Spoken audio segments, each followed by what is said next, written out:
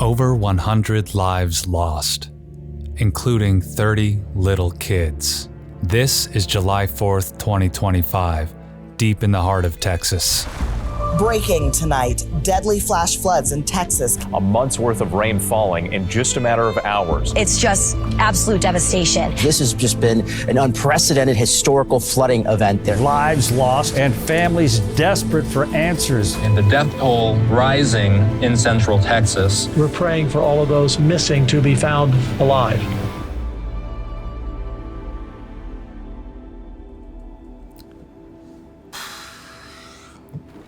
Now, I'm originally from Florida, so natural disasters aren't anything new to me.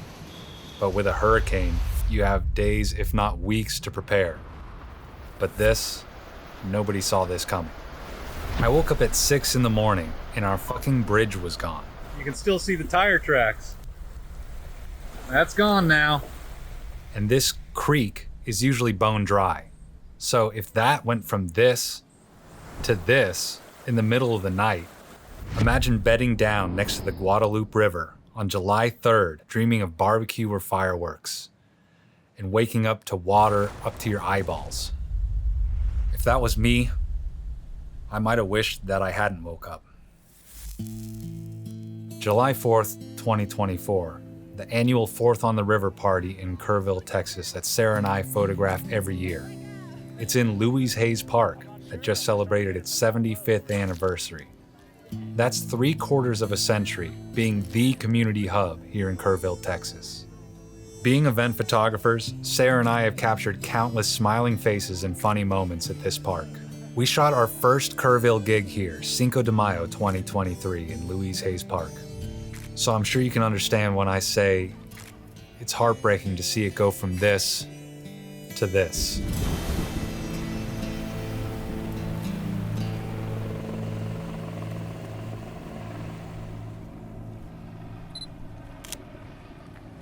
It was like a war zone. Parking lots ripped to shreds. Heavy equipment upended and buried under rubble. Boats and trailers mangled and wrapped around trees. Like this. It's hard to even tell what you're looking at, but this is the stage. The same stage that hosted scenes like this. This stage brought together tens of thousands of people to celebrate our nation and splash around in the Guadalupe. And now, thanks to the Guadalupe, it's just another unrecognizable tower of debris. It's kind of hard to even frame up what the heck is going on here. Just one of countless other scenes of carnage stretching from Hunt, Texas to Ingram through Kerrville to Center Point and Comfort and beyond. With this endless path of destruction gouged through the heart of hill country Texas, you'd think, Nick, you're a film photographer. You love taking pictures of fucked up abandoned buildings, and I thought the same thing at first. My morbidly curious lizard brain, that part of you that can't help but slow down and look at a highway pileup, was telling me I need to get out there and document everything. And that's what lured us out of the house on July 5th, the day after the floods. But right off the bat, my gut was telling me that this wasn't just all right. Like a couple of disaster tourists, we made our first stop at the Hill Country Art Foundation in Ingram, Texas, where the whimsical Stonehenge 2 played the backdrop to a bunch of recovery efforts of locals volunteering their time, sifting through debris after the Guadalupe punched a hole right through the community theater. Now, we're no photojournalists.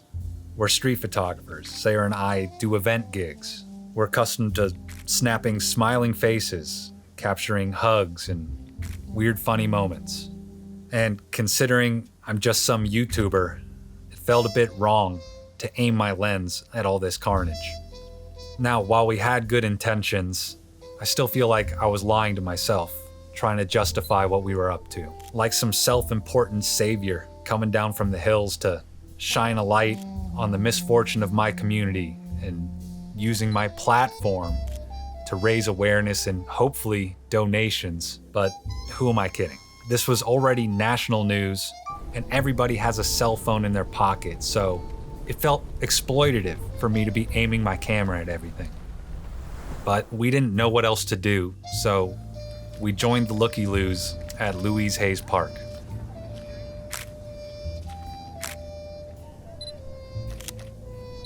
Accompanied by other morbid, like-minded onlookers,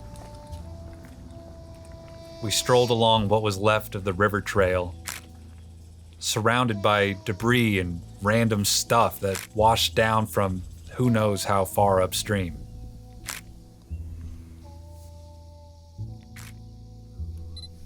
At first, I was still operating off of my lizard brain, feeling nothing but awe for the magnitude of what had happened. But during all this, there were helicopters circling overhead, scanning the river, looking for survivors clinging to the treetops, reminding us of the human cost. And walking along, I heard someone say, "There's no telling what's underneath all this debris. No way of knowing what or who they'll find." Now, considering all that, was I wrong for going out with my GoPro and my camera just for some content? I mean, I don't know. I'm not some photojournalist. I'm not with the Associated Press. I'm just some YouTuber. So, as I framed up this debris-covered playground, was I making a thoughtful commentary on the tragic loss of young lives, or was I just serving myself by offering up some striking image? I don't know. But what I do know is I had to draw the line somewhere. And this was it. After the park, we went to Center Point, and we couldn't even bring ourselves to pick up our cameras.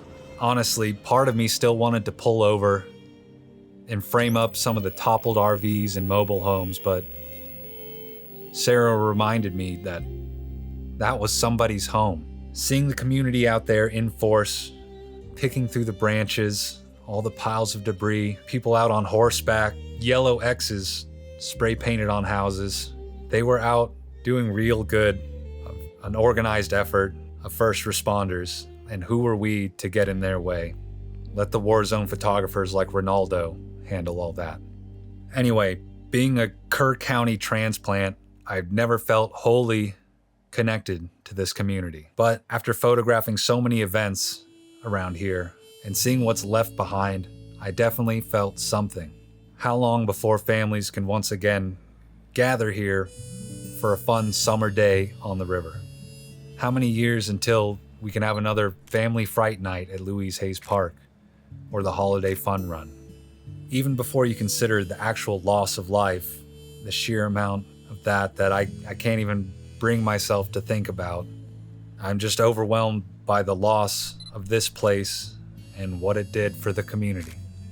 And this is just one park in one town in Hill Country.